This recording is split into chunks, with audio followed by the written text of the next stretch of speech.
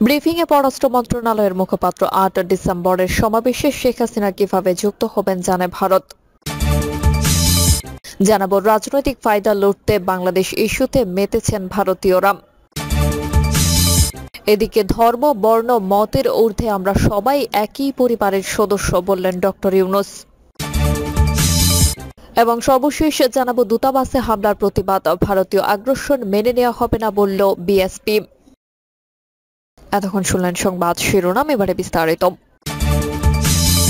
ব্রিফিংয়ে পররাষ্ট্র মন্ত্রণালয়ের মুখপাত্র ৮ ডিসেম্বরের সমাবেশে শেখ হাসিনা কিভাবে যুক্ত হবেন জানে ভারত।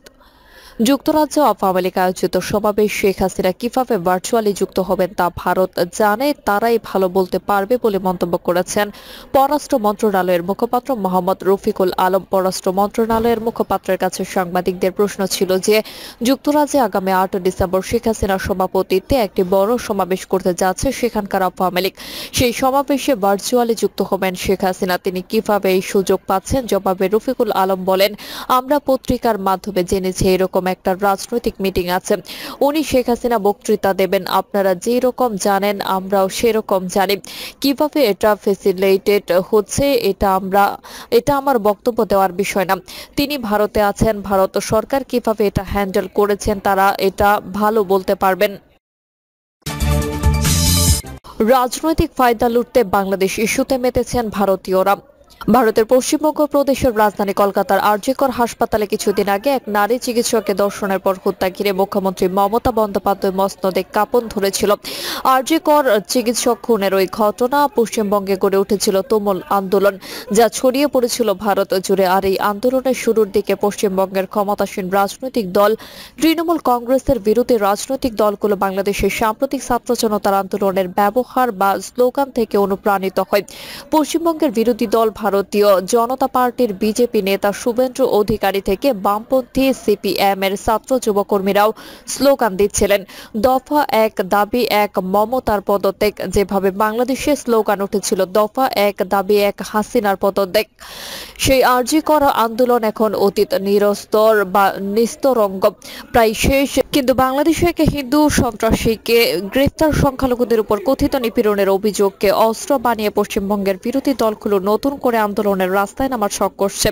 আন্দোলনের রাজনৈতিক ফায়দার হিসেব নিকাশ আজ করে শাসক তৃণমূল ও অবস্থান নিয়েছে, তবে তা খানিক এলোমেলো বলে দলেরই অনেকে মনে করেছেন। মমতা বন্দ্যোপাধ্যায় একদিকে যেমন বলেছেন তিনি বিশ্বের বা বিদেশের বাংলাদেশ বিষয় নিয়ে কেন্দ্রীয় সরকারের অবস্থানে মেনে নেবেন, তেমনি আবার বিধানসভায় দাঁড়িয়ে বাংলাদেশের জাতিসংঘের শান্তিরক্ষী বাহিনী মোতায়েনের দাবি তুলেছেন তিনি। অর্থাৎ রাজ্যের সংখ্যালঘু ভোটের সঙ্গে তার হিসাবে বাংলাদেশের সংখ্যালঘুদের পাশে দাঁড়ানোর অঙ্ক যে নেই তা নয়। তিনি বারবার বলেছেন, আমরা সকলেই ভালোবাসি। প্রত্যাশিতভাবে বাংলাদেশকে সামনে রেখে রাজনৈতিক দলগুলো নিজেদের মতো করে লাভের হিসাব কষতে শুরু করে দিয়েছে। বিশেষ করে বিরোধী পরিসরে থাকা রাজনৈতিক দলগুলো রাস্তায় নামা এবং আন্দোলনে থাকার তাগিদ চোখে পড়েছে বিশ্লেষকদের মতে। তাতে অক্সিজেন দিচ্ছে বাংলাদেশের ঘটনা নিয়ে ভারতের গণমাধ্যমের একাংশের ভূমিকাও। তাতে যেমন স্বাভাবিক নিয়মে বিজেপি রয়েছে, তেমনই রয়েছে সিপিএম, কংগ্রেসও। আনুষ্ঠানিকভাবে অঙ্কের কথা না মানলেও একান্ত আলোচনায় প্রত্যেক শিবিরের নেতারা তাদের ফর্মুলার কথা গোপন করছেন না। 2019 সালের লোকসভা, 2021 সালে বিধানসভা কিংবা 6 মাস আগে হয়ে যাওয়া আরো একটি লোকসভা ভোটে পশ্চিমবঙ্গে বিজেপির রাজনীতির মূল অস্ত্রই ছিল মেরুকরণ। তার সঙ্গে জুড়ে ছিল দুর্নীতি এবং অন্যান্য বিষয় নিয়ে শাসক তৃণমূলের বিরুদ্ধে অভিযোগ।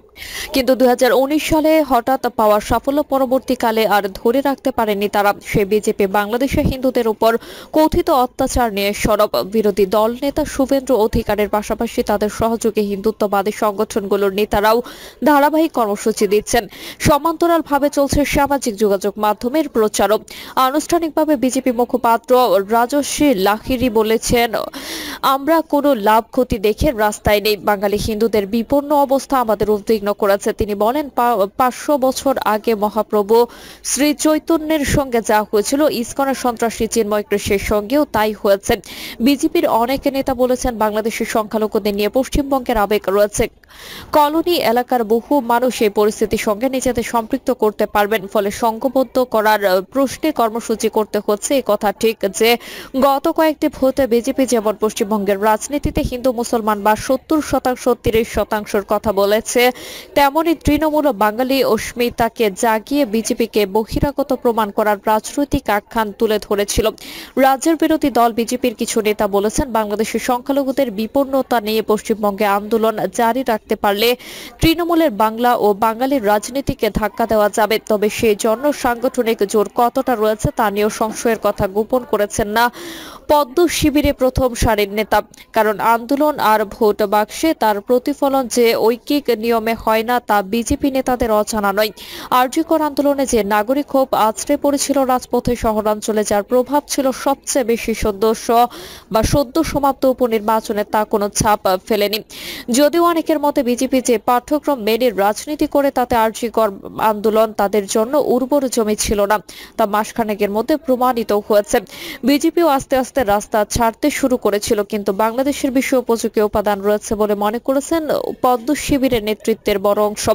বাংলাদেশের বিধানসভায় বাম কংগ্রেস শূন্য ভোট শতাংশেও তারা প্রান্তিক শক্তিতে পরিণত। সেই দুই শক্তিও অঙ্ক কষিয়ে বাংলাদেশ নিয়ে রাস্তায় নামছে। সিপিএম সরাসরি বলেছে না যে বাংলাদেশের সংখ্যালঘুদের উপর আক্রমণ হচ্ছে, তারা সচেতন ভাবে বলছে বাংলাদেশের সংখ্যালঘুরা নির্যাতিত। একই সঙ্গে ভারত ফিলিস্তিন জুড়ে দিচ্ছে তারা অর্থ আন্তর্জাতিকবাদকে প্রতিষ্ঠা দেয়। কিন্তু সিপিএম নেতারা যে অঙ্ক কষেছেন তা হলো হিন্দু ভোট, বিশেষ করে কলোনি এলাকার হিন্দু ভোট, যা এক সময় ছিল সিপিএম এর শক্ত ঘাঁটি। কিন্তু বিজেপির আগ্রাসী রাজনীতির সামনে সেই ঘাঁটি কার্যত তছনছ হয়ে গেছে। বামের ভোট ধাপে ধাপে চলে গেছে রামের বাক্সে। বাংলাদেশের সাম্প্রতিক ঘটনা নিয়ে রাস্তায় নেমে সেই ক্ষতেই প্রলেপ দিতে চাইছেন বামরা।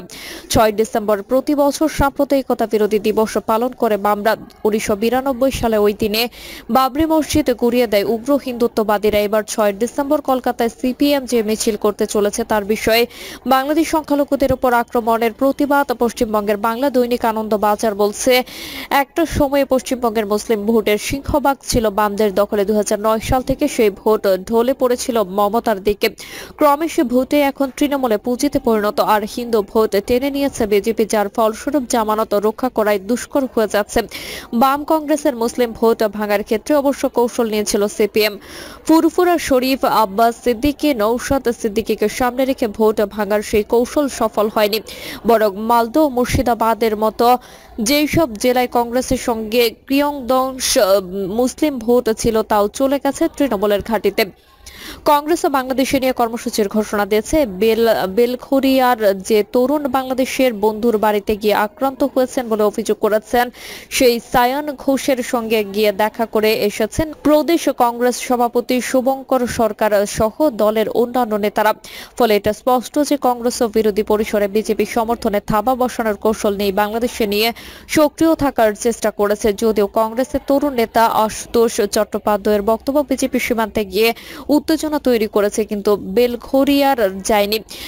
তার কারণ একটাই, সায়ান বাংলাদেশের যে বন্ধুর বাড়ি গিয়েছিলেন তিনি ধর্মীয় পরিচয়ে মুসলিম। সেই পরিবার সায়ানকে আগলে রেখেছিল। সায়ানের বন্ধুই তাকে জীবনের ঝুঁকি নিয়ে গিয়ে সীমান্ত পৌঁছে দিয়েছিলেন। বিজেপি সেটা বিপণন করতে পারবে না, তাই সায়ানের বাড়িতে যায়নি। বাংলাদেশের ঘটনা নিয়ে তৃণমূল কংগ্রেসের দলগত অবস্থান আগে স্পষ্ট করে দিয়েছে মমতা বন্দ্যোপাধ্যায়। তার বক্তব্য, বিদেশের ঘটনায় কেন্দ্রীয় সরকার যা অবস্থান নেবে সেটাই তৃণমূলের অবস্থান।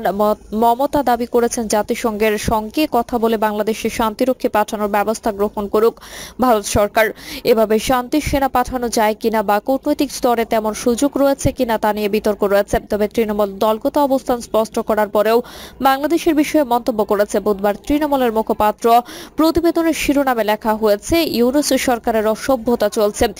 তৃণমূল কড়া কথা বলেছে, অঙ্ক কষেই। পশ্চিমবঙ্গের ক্ষমতাসীন এই দলের প্রথম সারির একজন নেতা বলেছেন, আমরা যদি এই অবস্থান না নেই তাহলে বিজেপি হিন্দু ভোটে আরো মেরুকরণ করার চেষ্টা করবে, সেই সুযোগ ওদের দেওয়া হবে না। তৃণমূলের নেতারা বলেছেন, বাংলাদেশি সংখ্যালঘুদের পাশে দাঁড়ালে পশ্চিমবঙ্গের সংখ্যালঘু সম্প্রদায়ের ক্ষুণ্ণ হওয়ার সম্ভাবনা নেই, কারণ তারা ভালো করে জানেন মমতার শাসনে তারা নিরাপদ। সীমান্তবর্তী এলাকায় বিজেপি যাতে উস্কানি না দিতে পারে সেদিকেও সাংগঠনিকভাবে খেয়াল রাখতে হচ্ছে বলে দাবি দলটির নেতাদের। ধর্মবর্ণ মতের ঊর্ধ্বে আমরা সবাই একই পরিবারের সদস্য, বললেন ডক্টর ইউনূস। ধর্ম, বর্ণ ও মতের পার্থক্য থাকলেও বাংলাদেশের সব মানুষ একই পরিবারের সদস্য বলে মন্তব্য করেছেন অন্তর্বর্তীকালীন সরকারের প্রধান উপদেষ্টা অধ্যাপক ডক্টর মোহাম্মদ ইউনূস। অধ্যাপক ইউনূস বলেন, আমাদের নানা মত, নানা ধর্ম থাকবে, নানা রীতিনীতি থাকবে, কিন্তু আমরা সবাই একই পরিবারের সদস্য। এটাতে জোর দিয়েছিলাম। শত মত পার্থক্য থাকা সত্ত্বেও আমরা পরস্পরের শত্রু নই। আমাদের জাতীয়তা পরিচয়ের প্রশ্নে এক জায়গায় চলে আসি, আমরা বাংলাদেশে এক পরিবারের সদস্য। প্রধান উপদেষ্টা বলেন, শপথ গ্রহণের পরে শুনতে আরম্ভ করলাম সংখ্যালঘুদের উপর নির্যাতন হচ্ছে। তখন মনটা খারাপ হয়ে গেল। এরপর পরেই ডাকেশ্বরী মন্দিরে গেলাম, সেখানেও বললাম আমরা একই পরিবারের সদস্য। তিনি বলেন, সব দাবি দেওয়া বাদ দিলেও একটা দাবি পরিষ্কার, আমাদের সবার সমান অধিকার, বলার অধিকার, ধর্মের অধিকার, কাজকর্মের অধিকার। সেটা এসেছে সংবিধান থেকে, যেটা নাগরিক হিসেবে প্রাপ্য, রাষ্ট্রের দায়িত্ব সেটা নিশ্চিত করা। অধ্যাপক ইউনূস বলেন, শুনলাম এখনো সংখ্যালঘুদের উপর হামলা হচ্ছে, তাই আমি সবাইকে নিয়ে বসলাম এটা কিভাবে উদ্ধার করা যায়। দুর্গাপূজার নিরাপত্তায় সরকারের উদ্যোগের কথা তুলে ধরেন প্রধান উপদেষ্টা। তিনি বলেন, সেটা পুরো জাতীয় উৎসবে পরিণত হয়েছিল, তখন তৃপ্তি পেলাম। একটু তো কাজ করেছি। ভুল তথ্যের বিষয়ে সবাইকে সজাগ ও সতর্ক থাকার আহ্বান জানিয়ে তিনি বলেন, এখন আবার নতুন কথা, হামলা হচ্ছে, অত্যাচার শুরু হচ্ছে। বিদেশি গণমাধ্যম বলবো না, প্রচার মাধ্যম প্রচারিত হচ্ছে। প্রিয় দর্শক, এই ছিল এখনকার সর্বশেষ সংবাদ। আপনি সব সংবাদ পেতে চ্যানেলটি সাবস্ক্রাইব করে বেল আইকনটি ক্লিক করে রাখুন।